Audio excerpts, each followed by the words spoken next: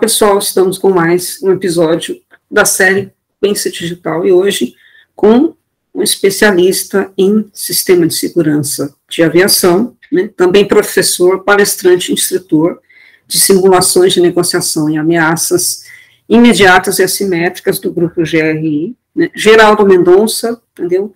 Que atuou também por 30 anos na Infraero, né, e também é especialista em gerenciamento operacional de aviação, segurança de aviação civil, né, respostas e emergências na aviação civil. E hoje com a pauta, né, de preservação de provas, né, e gestão de crise para incidentes da aviação. Geraldo, seja bem-vindo, Geraldo. Muito obrigado. Boa tarde, Karina. Boa tarde a todos. Mais uma vez aí pela oportunidade de poder falar um pouco da minha experiência em 30 anos aí laborando pela administração aeroportuária do governo federal, que foi em Infraero. Na aviação civil eu sempre faço o papel do terrorista, negociando com a Polícia Federal, mas o grande boom do exercício simulado, tanto na resposta à emergência quanto na segurança da aviação civil, você tem um teatro, é bacana, o teatro é legal, mas a real necessidade e o foco é o tempo-resposta para você implantar as ações para poder minimizar os impactos que possam ocorrer no aeródromo. Claro, uma ocorrência de grande vulto, você torna o aeródromo impraticável ou interditado. Impraticável é quando você afeta alguma instalação que pare a aviação.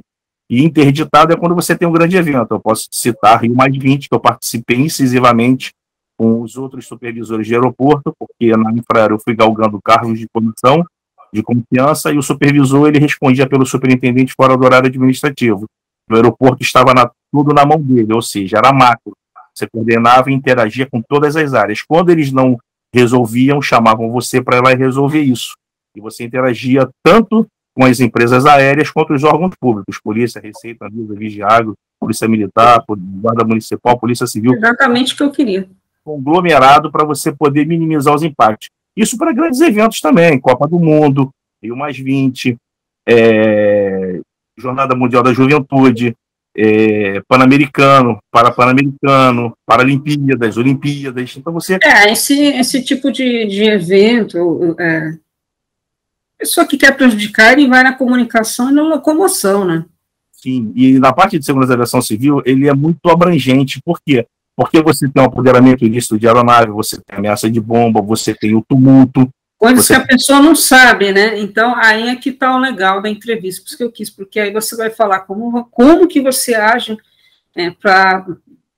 Não é a prevenção, não é tanta prevenção, mas a preservação dessa prova para que a perícia depois seja realizada, que é de extrema importância. A perícia, seja acidente, ou seja, qualquer ocorrido, né? Porque esse cuidado todo vem até no planejamento. O que eu, como operador de aeródromo, fazia, porque eu sempre fui ponta de linha, como nós dizemos, área operacional. Eu estava na frente do combate. Tá? Eu estava sempre no foco, no centro do furacão. Então, eu estava ali para distribuir as equipes, as contingências que tinham que ser feitas, para você minimizar o impacto, fazendo a comunicação para os órgãos, dizendo para eles o que está acontecendo. E na esfera legislativa de cada um, eles iam atuando. Então, nós, como operador de aeródromo, dávamos o suporte para eles, tá? Para viabilizar e melhorar as condições de operação do aeroporto. E a outra parte que eu falo também é o sistema de gerenciamento da segurança operacional, uma regulamentação que está junto com resposta à emergência, que é o Regulamento Brasileiro da Aviação Civil de número 153 da ANAC. Ele fala sobre resposta à emergência, manutenção e operações em aeródromo. Na verdade, juntaram 3 legislações numa só. Uma que fala de pavimentação de pistas, né, que é a rígida, sobre concreto, e flexível, que é asfalto, que era a Resolução 88 de 2009, se não me falha a memória, da ANAC, e a Instrução da Aviação Civil de número 2308, também era um pouco antes, 2008, também 2009, que fala sobre segurança na área de movimentos do aeródromo. Porque nós temos área de movimento e de manobra no SGSO. Como é que eu vou te explicar isso? Movimento, área de movimento, é onde as aeronaves ficam paradas para o passageiro embarcar e desembarcar, ou estacionadas para pernoite. A área de manobras é a pista de pouso e decolagem e as taxiways, aquelas que as aeronaves vão rolando até chegar no ponto de decolagem autorizada pela torre, ela decola. Nossa Senhora. Meu Deus, você é uma enciclopédia, rapaz. Precisa abrir uma faculdade aí de aviação, pelo amor de Deus. Eu estou em contato com o pessoal para tentar escrever um livro em 30 anos de tudo que eu participei. Tá? Não, você vai escrever uma coleção. Não, um livro não dá. O que eu vou contar para você aqui aconteceu de domínio público, não tem nada restrito. Então, não tem nada reservado. Na verdade, era o extinto 4.553, agora 7.845, se não me falha a memória, porque para emitir documentos na administração pública, você tinha que ter toda uma formalidade com documentações, solicitando, protocolada na empresa e tudo mais. Então, o que eu vou falar aqui é de domínio público. O Air France. Eu estava de plantão quando ele não chegou na França. Ele decolou do Galeão à noite, domingo, e segunda-feira ele não chegou. E eu estava de plantão, e aí nós implantamos uma instrução da aviação civil que tem o número de 200.001. Através dessa instrução da aviação civil é que você monta o seu PAFAVITA, que é o Plano de Assistência aos Familiares e Vítimas de Acidentes Aéreos. Então, eu participei desse gerenciamento.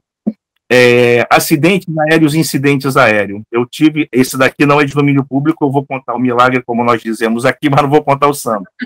Uma aeronave saiu da pista, de grande porte. Também não vou dizer o tipo de aeronave, porque essa empresa só usa esse tipo de aeronave. Então já deixa. Acima de 160 passageiros, 130 passageiros. Uma aeronave grande.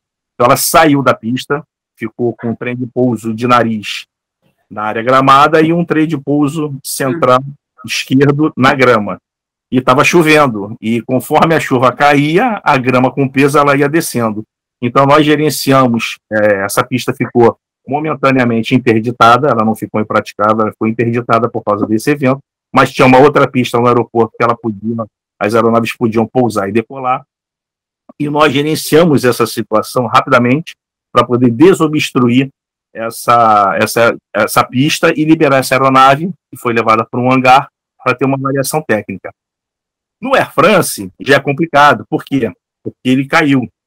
E aí você, além de envolver todo o sistema, os órgãos competentes para poder atuarem, você tem os familiares que querem buscar respostas e saber o que aconteceu, você tem um apoio para a imprensa. Então, cada setor do aeródromo ele é acionado para dar apoio ao operador aéreo, à empresa aérea, até que eles consigam se organizar para poder gerenciar isso. E eu estava chegando 7h30 da manhã, porque eu pegava nessa época de 8 às 5. Nessa época, eu trabalhava num setor que era o terminal de logística de cargas. Eu era o responsável pela segurança pelo TECA, desse aeroporto que eu trabalhei. Então, o coordenador me chamou para a área para poder dar o suporte. E aí eu participei dessa legislação inteiramente, de 7 da manhã até as 22 horas. Então, foi uma experiência que eu não queria ter passado, eu não vou mentir para você não, tá?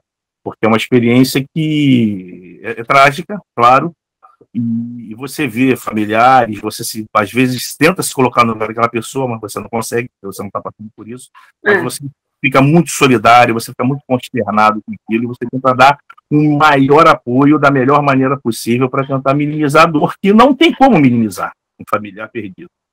E aí nós montamos todos um aparato baseado nessa instrução da aviação civil, que já está no plano de emergência do aeroporto, PAFAVITA. Eu costumo dizer que são os 4 pilares do sistema de resposta à emergência em aeródromos, que é o plano de emergência do aeródromo, que ele é macro, envolve tudo, que é o plano contra incêndio específico do bombeiro de aeródromo do aeroporto. Ele tem que conhecer as áreas, tem que conhecer por onde o caminhão vai, e tem um tempo de resposta para ele chegar numa aeronave que possivelmente venha a pousar declarando emergência. E você tem o PAFAVITA, que eu acabei de falar agora, e o PRAE. Então, costumo dizer que, na minha opinião, esses 4 pilares são muito importantes na parte do sistema de resposta à emergência. Nossa Senhora, Jesus, eu vou fazer essa chamada. Mas é sério, faça uma coletânea, não é sério, pelo conhecimento que você tem, faça livro por... faça por categoria, ou por... Aí fica... Em relação à resposta à emergência, essa foi uma das partes, inclusive nós tivemos em 1984, saiu no jornal, tá? Teve uma aeronave que caiu, caiu, pousou na água. A tripulação foi resgatada pelo nosso pessoal do setor de busca e salvamento marítimo, onde eu comecei. Foi esse vídeo do YouTube que eu te mandei no WhatsApp. Essa equipe foi lá e resgatou, o piloto e o copiloto. Graças a Deus estão salvos. Eu tenho a foto, e depois eu até te passo essa foto, que também é de domínio público. Tá? Saiu no jornal e tudo mais. Sim. E quando eu saí do sistema de resposta à emergência, eu fui para a segurança da aviação civil. E na segurança da aviação civil era um novo horizonte, era uma nova área. Agora, na empresa que eu trabalhei, era uma gerência para 2 coordenações. Era a gerência de segurança para coordenação de proteção contra atos de interferência ilícita, que é a segurança da aviação civil, e a coordenação de resposta à emergência em aeródromos. Um gerente comandava as duas coordenações. Eu tive o privilégio de participar dessas duas áreas. E na segurança da aviação civil, eu consegui uma coisa que eu queria no sistema de resposta à emergência, eu não consegui, que era ser instrutor contra incêndio, ser instrutor de bombeiros de aeródromo. Eu queria dar aula para a formação de novos bombeiros de aeródromo. E eu não consegui ser esse instrutor. Mas na segurança da aviação civil, eu consegui ser instrutor em segurança da aviação civil e consegui treinar muitas, mas muitas pessoas no aeroporto, sendo público-alvo ou não. O que é o público-alvo? É aquele que trabalha diretamente com a segurança da aviação civil. Faz parte. E os que não estão na área de segurança da aviação civil, mas fazem parte indiretamente da segurança da aviação civil, vou explicar isso. O pessoal na palestra ficava até meio assim, eu não trabalho na segurança, mas como é que eu faço parte? Por quê? Porque depois do World Trade Center, do dia 11 de setembro, toda a legislação da aviação civil, os procedimentos mudaram. Você viaja, você sabe disso. E aí o que aconteceu? Nós tivemos que passar a treinar as pessoas que trabalham no aeroporto, nas lojas que têm acesso a uma área restrita, das empresas aéreas, ou seja, todos aqueles que elaboram no aeroporto, que têm acesso à área restrita do aeródromo, aquela área que depois você passa do raio-x, tinham que ser treinados para entender o porquê da legislação, o porquê do segregamento e de todo aquele procedimento novo. E aí eu treinei centenas de pessoas, milhares de pessoas ao longo desses anos. E aí eu falava para eles, vocês não trabalham na segurança, mas vocês fazem parte dela. Por quê? Porque a partir desse curso, dessa palestra, vocês notando algo que eu falei aqui, vocês vão avisar quem de direito, o setor responsável para evitar qualquer situação que ocorra no aeroporto. Então vocês são extensão dos nossos braços. Vocês às vezes estão onde o pessoal não consegue chegar ou não vai rotineiramente. E aí o que acontece? Aí você consegue treinar uma gama de pessoas. E em contingência eu já participei de várias situações. Você tem a parte de prevenção, tá? Os métodos que você adota. Você numa situação de crise, que contemple uma aeronave sequestrada em solo ou no ar, você tem o decreto 7.168, que é o Programa Nacional de Segurança da Aviação Civil. É a nossa carta magna do país. E ela emana do anexo 17 da Organização da Aviação Civil Internacional, do documento 8973. O que o anexo 17 da OASI fala, da ICAO? O que você tem que fazer? Ele é aberto. E o que o DOC 8973 diz? Como você vai fazer? Aí ele já é restrito. Então, a maioria das pessoas, quando falam em segurança da aviação civil e comentam dessas duas legislações internacionais, que os países signatários da OASI cumprem no seu país, com a sua realidade, é a receita do bolo. Ou seja, o anexo 17 são os ingredientes do DOC 8973, é como você vai misturar isso.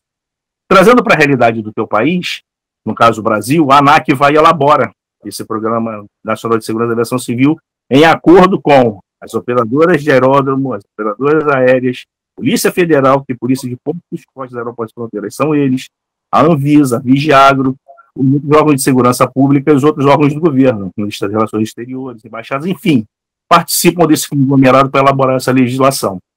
E o decreto 7.168 ele é bem claro. No artigo 8º ele fala sobre a administração aeroportuária, no artigo 12 ele fala sobre a Polícia Federal. Então, numa situação de crise, uma situação de um apoderamento ilícito da aeronave, um sequestro, inclusive nas minhas apresentações eu passo muito aquele do Air France, e o grupo tático invade a aeronave e consegue resgatar todos os reféns. Eu não sei se você já chegou a ver esse vídeo, vou mandar para você. Eu vou passar esse vídeo para você.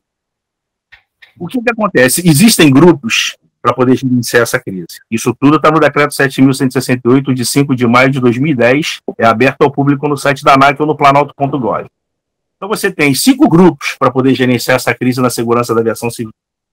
Você tem o grupo de apoio, que é o operador de aeródromo, para dar toda essa situação, aliás, para você poder dar todo o suporte logístico para os outros grupos. Você tem o grupo de decisão. O grupo de decisão ele é formado por quem?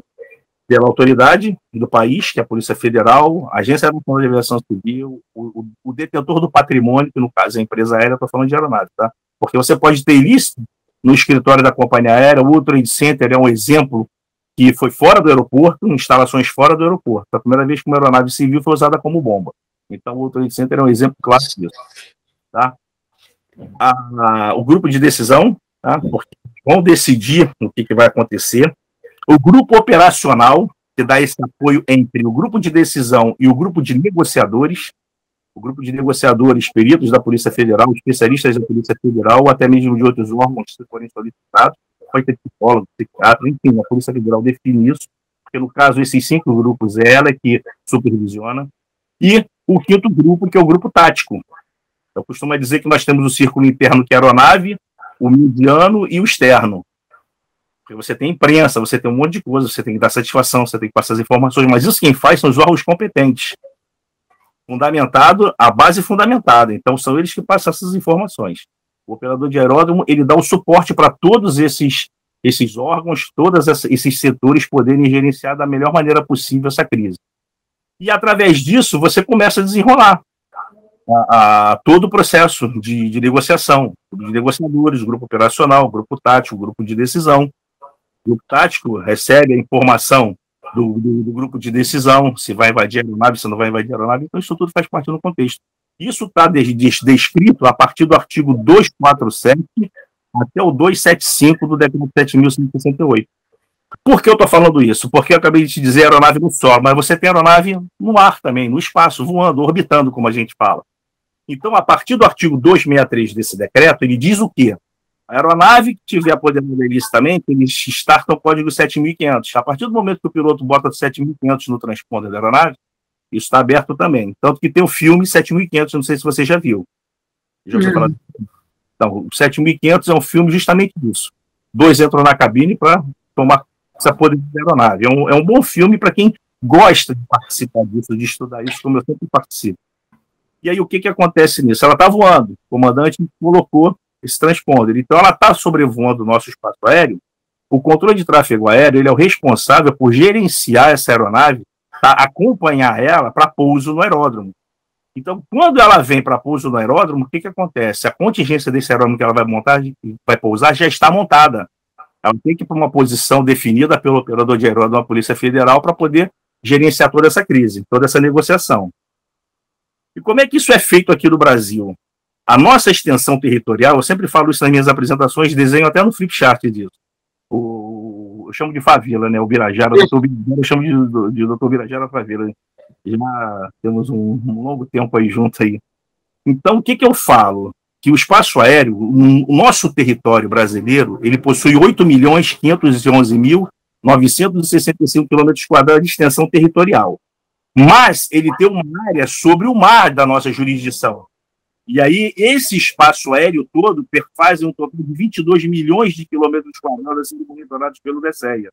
Então, nós temos 4 SINDACPAs, que o primeiro está em Brasília, abrange uma área, o 2 está em Curitiba, o 3 está em Recife e o 4 está no Amazonas, Manaus. Então, esses 4 gerenciam todo o espaço aéreo.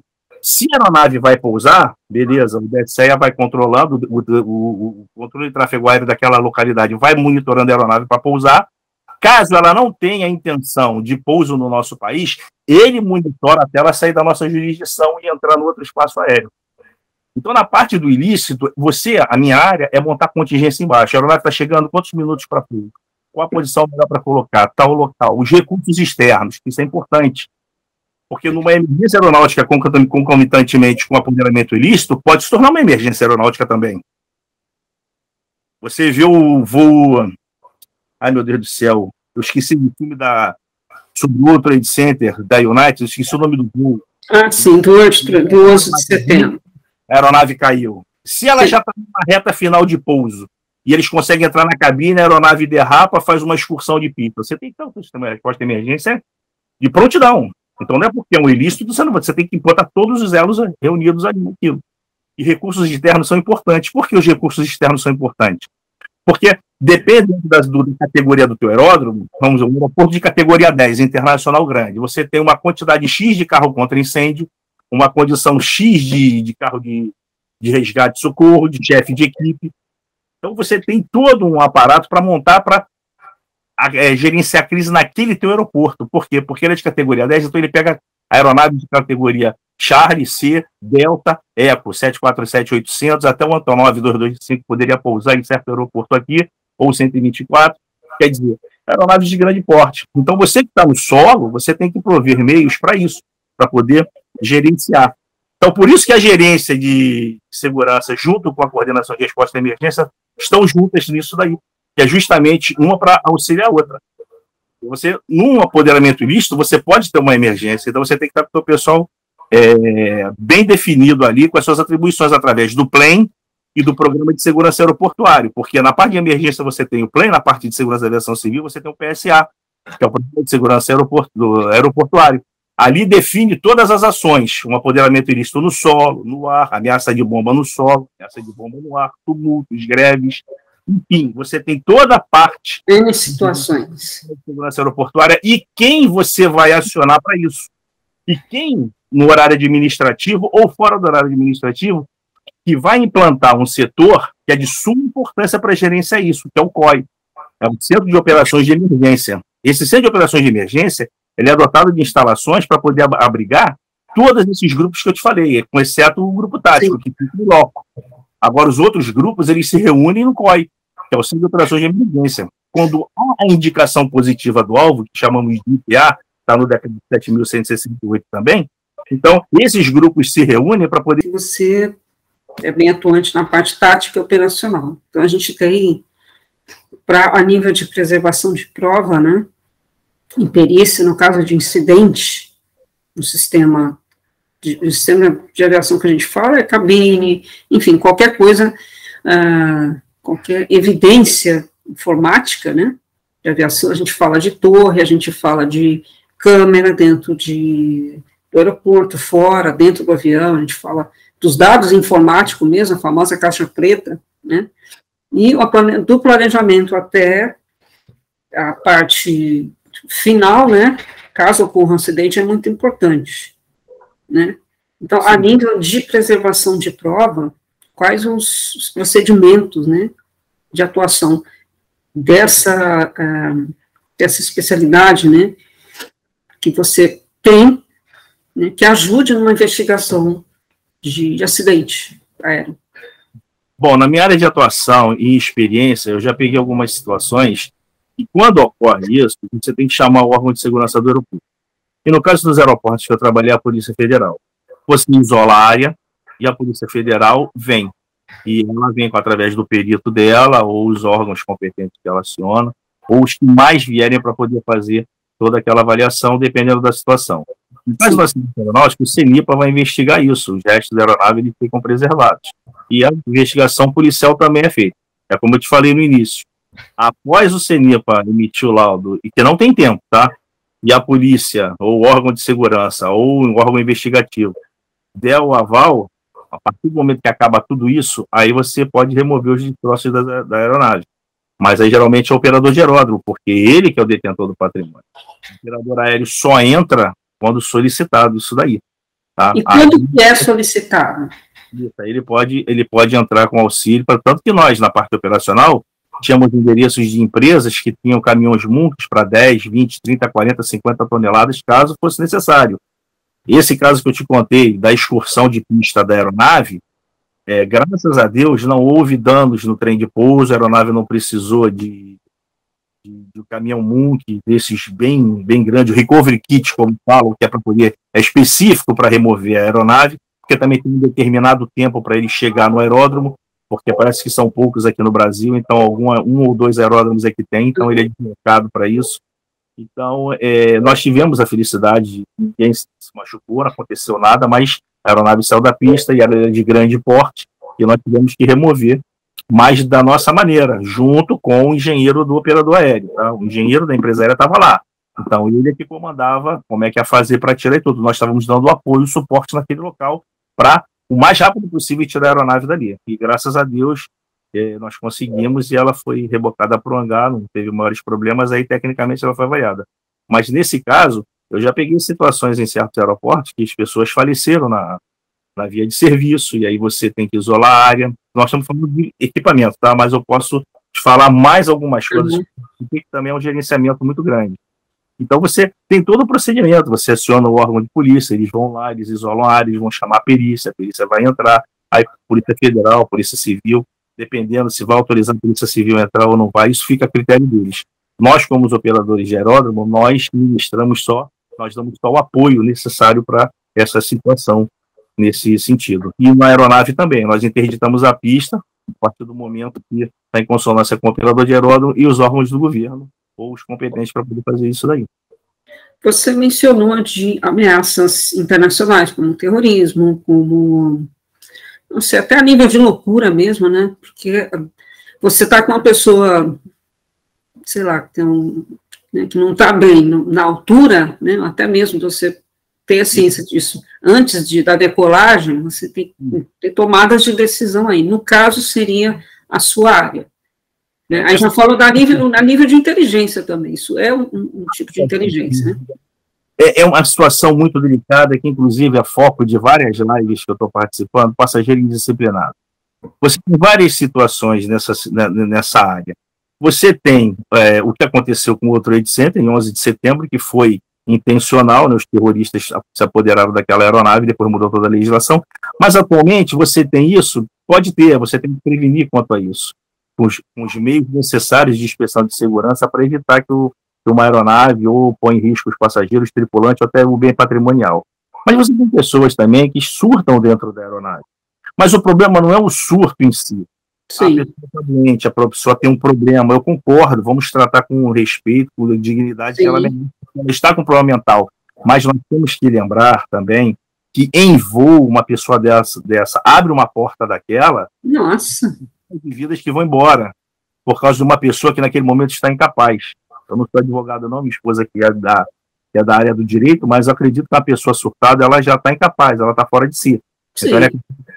Então, se ela abre uma porta daquela aeronave a 6 mil pés de altitude, 7 mil pés de altitude, nossa senhora, os passageiros que estão ali. Então, eu sempre converso com os colegas, porque é um tema muito polêmico aqui. Em outros países não, mas aqui é polêmico. Mas você vai botar em risco 130, 120 pessoas porque uma está com problema mental? Então, você tem que tomar medidas adequadas para neutralizar essa pessoa, manter ela segura, até mesmo para preservar a integridade física dela, e o comandante vai pousar a aeronave no primeiro aeródromo que tiver, porque é mais uma parte de legislação que eu te falo isso porque é a minha especialidade. A Lei 7.565, que é o Código Brasileiro de Aeronáutica, a partir do artigo 165 a 173 é do comandante da aeronave, então ele é a autoridade máxima. Então, sim, quando ele fala de um aeródromo, ele tem um aeródromo alternativo para pousar, caso seja necessário. Mas ele pode pousar em qualquer aeródromo que aquela aeronave possa pousar. Mas desde que o aeródromo comporte aquela aeronave, ele pode pousar lá, ele é a autoridade máxima. Ele é o comandante da aeronave.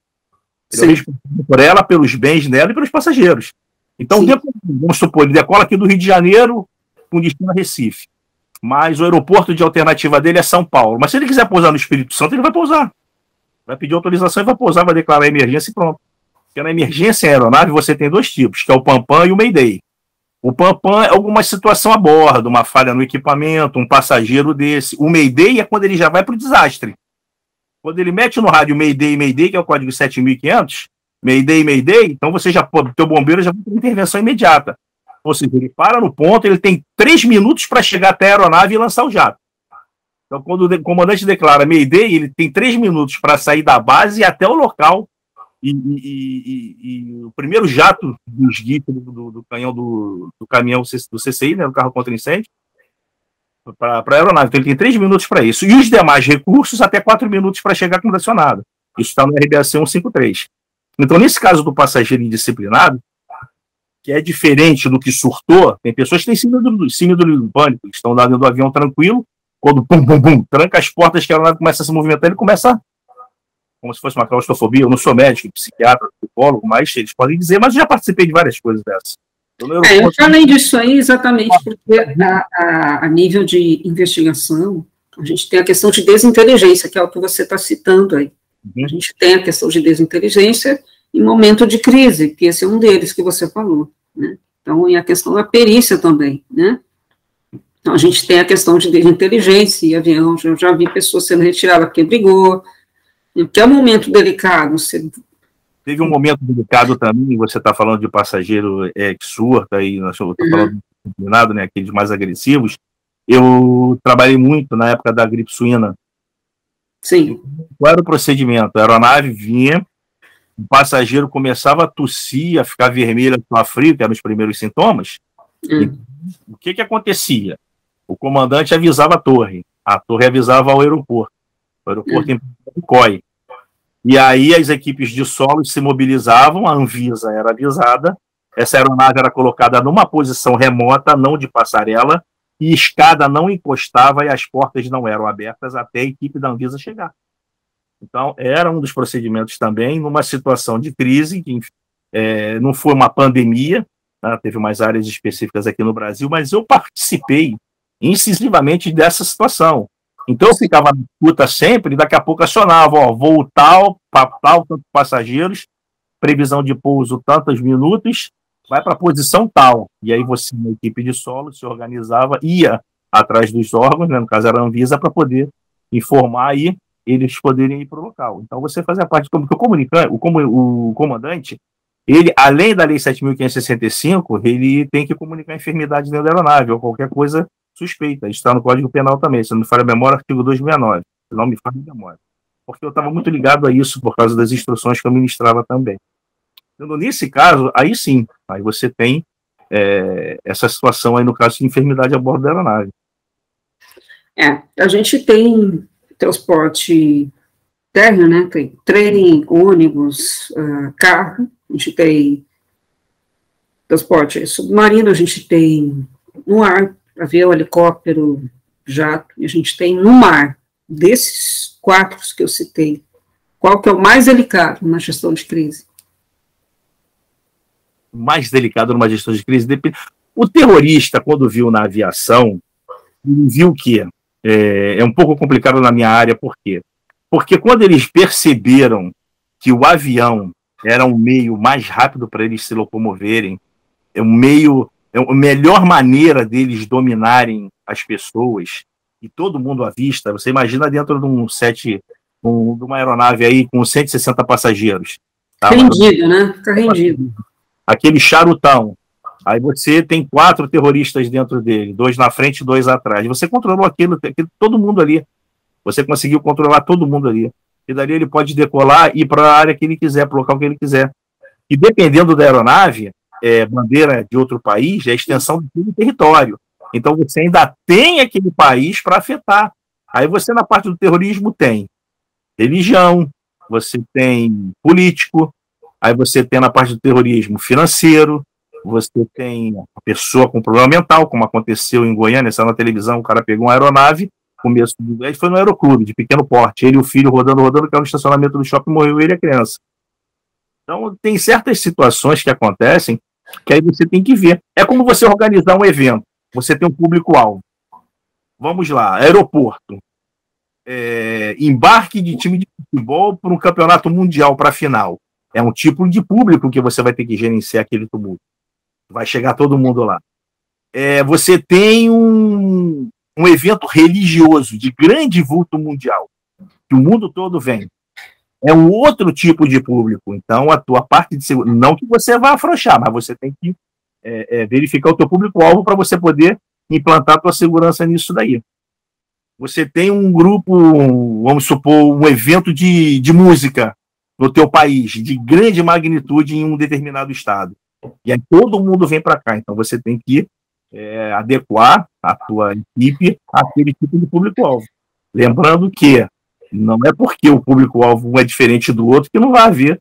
Pode acontecer uma situação grave. Então você tem que estar sempre atento para isso. Tá? Então é nessa situação que a gente vai bolando, vai fazendo, vai atrás dos planos e programas que estão descritos para você seguir todos eles para poder sair tudo certinho. É o que eu costumava dizer para a equipe.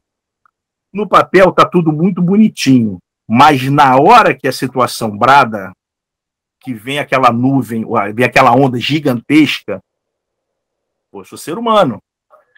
Na hora vai dar vai, mas a tua cabeça ela tem que trabalhar, porque não adianta, o cara é bom de legislação, fala artigo, fala isso, fala assim, fala assado, mas quando acontecer a situação, você, amarelar. Você vai sentir, você é ser humano, mas você já está preparado com os exercícios que você vem praticando ao longo dos anos e a legislação que você vai lendo e as situações que você vai pegando no teu local de trabalho, no teu aeroporto, porque quando acontece uma situação dessa, você já sabe quem recorrer, tudo vai dar uma trava, vai dar um friozinho na barriga, vai. Mas você já está tão calejado que esse friozinho vai se transformando em vibração, daqui a pouco a engrenagem encaixa, você E aí já vai tudo fluindo tranquilamente. Foi o que aconteceu no Air France. Aconteceu, e agora? Vamos reunir. Me chamaram, vamos fazer assim. Organizamos tudo, e aí foi fluindo, pronto. Aí todos os órgãos do governo chegaram, os competentes para tomar as decisões, nós estávamos dando apoio a todos eles, e aí foi fluindo até que o desfecho tranquilo. Então é isso que eu falo, você tem que ir sempre estudando, participando de exercícios, que o exercício é muito importante, parece nada, mas é muito importante. Treinamento é importante. Você, em loco, você pode simular várias situações. Eu participei do exercício que a sinopse foi: todo mundo vai morrer. Vamos testar o IML para ver se ele tem capacidade para pegar todo mundo de uma vez só. Ou se vão contratar caminhão frigorífico, isso e aquilo. Vamos botar dentro do avião, exemplo, 200 passageiros, 250 passageiros. Então, o exercício simulado você vai fazendo de acordo com a tua realidade. Ou então, tá, que possa vir a ocorrer. Então, você vai antevendo a situação. Por que eu falo isso? O aeroporto tem dia e hora para acontecer? Tem. De manhã, vamos dar um exemplo, de 6 até as 11 da manhã, nós temos 6 mil passageiros, 7 mil passageiros para processar. Beleza, então você sabe que ali você tem que ter um efetivo tal, você tem que organizar tudo direitinho para aquela demanda de passageiro. Quando não tem tanto passageiro, você já diminui um pouco do teu efetivo em certa situação. Mas se faltar uma luz, se quebrar um equipamento. Em si, né? Em si. Então eu sempre joguei com imprevisto no aeroporto. Eu nunca fui trabalhar no aeroporto como dia normal. Pode parecer até loucura, esse cara é meio doido. Sim, sou. Eu fui trabalhar para contingência. Porque se não vier, eu estou tranquilo. Se vier, eu já estou esperando. Vai dar um friozinho? Vai. Mas eu já estava esperando alguma coisa, então vamos gerenciar isso aí da melhor maneira possível. Se bate de frente, eu ia até perguntar, eu tive uma aula com o Dr. Steve Goldman, que é especialista do MIT em gestão de crise, em que ele fala que a maior estupidez do mundo é o ser humano, por causa de algumas tomadas de decisão, né? Ele tem um gráfico de risco, e o maior risco que existe no mundo é o ser humano, por causa da tomada de decisão. Ele fala da gestão de crise. Com base nisso, né, que tipo de gestão de pessoa e de crise você faz para que, numa situação de ameaça ou de acidente, tudo seja preservado para que a solução, né, para a investigação tenha andamento. Eu falo isso porque você fala agir em pessoa, não, a pessoa pode anular uma prova, ela pode fazer um monte de coisa errada, né, a pessoa, como ele mesmo disse, o maior risco é a estupidez humana. Você falou assistiu uma palestra dele, eu fiz um curso com ele.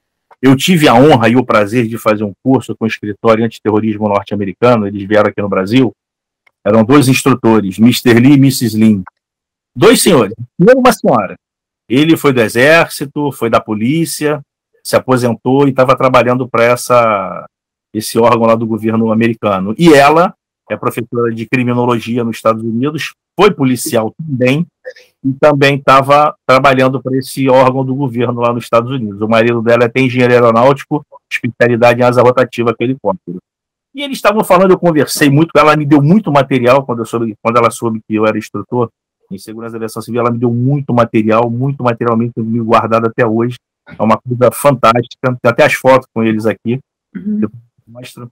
E eu fiz uma pergunta. Nesse curso estávamos participando o pessoal da Infraero, alguns da ANAC, e a maioria da Polícia Federal, e parece que tinha um colega daqui do aeroporto do Galeão, da concessionária.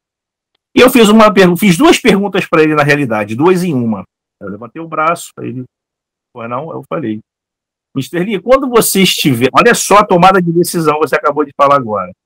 Eu falei para ele: quando vocês tiveram a informação real que o World Trade Center estava sendo atacado por terroristas, e não foi um acidente da aeronave que se chocou contra o World Trade Center, foram terroristas que jogaram ela contra a Torre Gêmea, qual foi ou quais foram as medidas que vocês adotaram no momento? Aí ele virou: Geraldo, pousem todas as aeronaves. Aí eu, de curiosidade, o senhor poderia me dizer quantas aeronaves estavam orbitando, estavam voando? 4.500 aeronaves. Aí eu te pergunto, o aeroporto, os Estados Unidos tem mais de 300 aeroportos. Anula qualquer tipo de... Não, aí o que acontece? Você tem aeronaves de grande porte e pequeno porte, vamos pousar.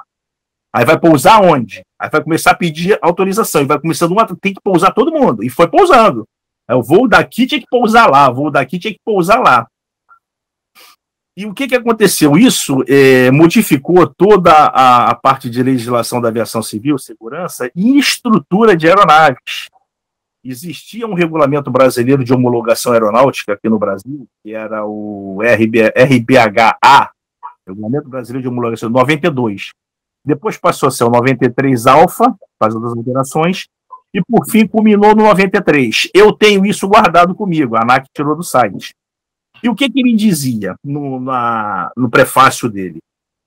Quando o World Trade Center caiu, 70 dias após a queda do World Trade Center, o Congresso americano aprovou a lei de número 107/71. Eu tenho isso comigo até hoje no pendrive. E o que lá diz? Toda aeronave com capacidade acima de 20 assentos teria que ter sua cabine modificada. Ou seja, blindada, com código de acesso. Ninguém ia ter mais acesso àquela cabine como tinha antigamente, depois do World Trade Center. Isso está até em live no YouTube aí, de um pessoal aí que passou aí, eu tive até ver. Mas isso está no RBH 92 Alpha. E 93 eles tiraram, mas 92 Alpha até eu tenho comigo guardado aqui. E aí o que aconteceu? A Organização da Aviação Civil Internacional pegou essa lei e jogou na emenda 10 do anexo 17. Então, todos os países signatários da OASI, né, que os operadores de aéreo, os fabricantes, tinham que modificar a sua cabine. Então, isso tudo foi modificado. Então, quer dizer, um evento, além de modificar os procedimentos de segurança da aviação civil, modificou a estrutura de aeronave. E estou te falando isso porque isso está escrito na legislação. Tá? Então, aí você falou agora sobre tomada de decisão. Tu imagina, manda pousar todo mundo, mas está voando, pousa todo mundo. Então, foram 4.500 aeronaves pousando. Isso também está no RBH, Regulamento Brasileiro de Homologação Aeronáutica 92 Alfa e 93. Também está descrito ali. Então você vê a importância da tomada de decisão. Você não sabe quem mais está voando, ficou um quebra-cabeça. Será que ali tem terrorista naquela aeronave? Será que tem terrorista naquela aeronave? Então isso eu vislumbrei na minha mente quando ele falou. Quando pousa todo mundo, eu falei, será que o controle de tráfego aéreo americano, a própria Força Aérea Americana, será que tem terrorista ali? Será que tem terrorista ali? Será que vai jogar mais em algum lugar? Então, realmente foi um gerenciamento de crise monstruoso esse do World Trade Center. Eu estava chegando de serviço no setor de busca e salvamento marítimo, quando eu vi a segunda aeronave que foi para o container. Eu cheguei lá, estava a primeira, saindo fumaça. E o que aconteceu? Aí, daqui a pouco vem outro que choca com a outra torre. Eu falei, caramba, eu estava no setor de busca e salvamento marítimo. Geraldo, você quer fazer alguma consideração, algum caso de... Seria interessante, a gente já fala muito de crise, de inteligência, de uma situação que você conseguiu preservar provas, sejam elas quais forem, né? Por causa de um planejamento bem feito? Você tem, quando você elabora esses seus exercícios, quando você participa de certas questões, a única coisa que eu posso te dizer que fica preservado são os relatórios que você faz e as evidências que você mantém sobre isso daí para uma eventual auditoria. Eu vou te dizer catedraticamente que eu participei de 2 auditorias da Organização da Aviação Civil Internacional, da OASI, que é o órgão mundial que coordena toda a aviação civil. E eu fui sabatinado pelos auditores, porque eu te falei que eu estou em segurança da aviação civil palestina. Então, quando eles vieram auditar o Brasil, eles escolhem um aeroporto. Não é aquele aeroporto que está sendo auditado, seja bem claro isso. Eles vêm auditar o Estado brasileiro, o país Brasil, mas eles escolhem o aeroporto para ir. Então, eu quero ver se esse aeroporto está em coordenação com a Agência Nacional da Aviação Civil e a OASI. Tanto que fica um representante da ANAC, vem representante operador aéreo, fica todo mundo para poder observar, uns até para aprender. E eu tive o prazer de ser sabatinado pelo auditor no tocante às palestras, como é que eu fazia, como é que eu explicava. Aí você tem que ter o teu plano de aula, você tem que ter os slides, e você começa a explicar tudo isso para ele. E isso daí foi uma das grandes participações que eu tive trabalhando no aeroporto e que eu me sinto muito orgulhoso por causa disso. Porque eu não tive nenhum apontamento nesse sentido. Porque você tem as recomendações, né? quando há uma não conformidade, isso gera um plano de ação corretiva, um PAC, e te dá um tempo para você readequar aquela situação que foi pega com algum tipo de não conformidade. E aí, depois feito isso, fica tudo 100%. Então, é isso que eu tenho para falar. E tudo que eu participei gerou relatório e provas para futura solicitação ou qualquer tipo de avaliação. Retomando agora, né, por causa da pandemia, isso daí complicou bastante as empresas, os operadores, tanto de aéreo quanto de aeródromo, assim, afetou o mundo todo. Então a aviação civil está voltando aos poucos. E as considerações que eu tenho para fazer é isso, é manter sempre o foco, mantendo sempre a excelência no atendimento, da melhor maneira possível, tanto na parte de resposta à emergência, segurança, nos 19 anexos da OASSE, né, que falam de equipação de pessoal, até o 19, que é o Sistema de Gerenciamento da Segurança Operacional. E te agradecer aí a oportunidade de poder falar um pouquinho do que eu aprendi nesses 30 anos, que eu sou uma gota no oceano, ainda estou engateando nisso. Nossa, eu fico imaginando esse oceano, que tamanho que deve ser. Sim. Tirado, eu agradeço, congratulo aí pela sua trajetória, sua carreira brilhante, né? E fica convidado para a temporada 3, né? Para a temporada 3 é sobre cases, né? E a gente encerra por aqui. Muito obrigado, uma boa tarde para todos, uma excelente semana para você, Karine, e para todos aqueles que nos... Vou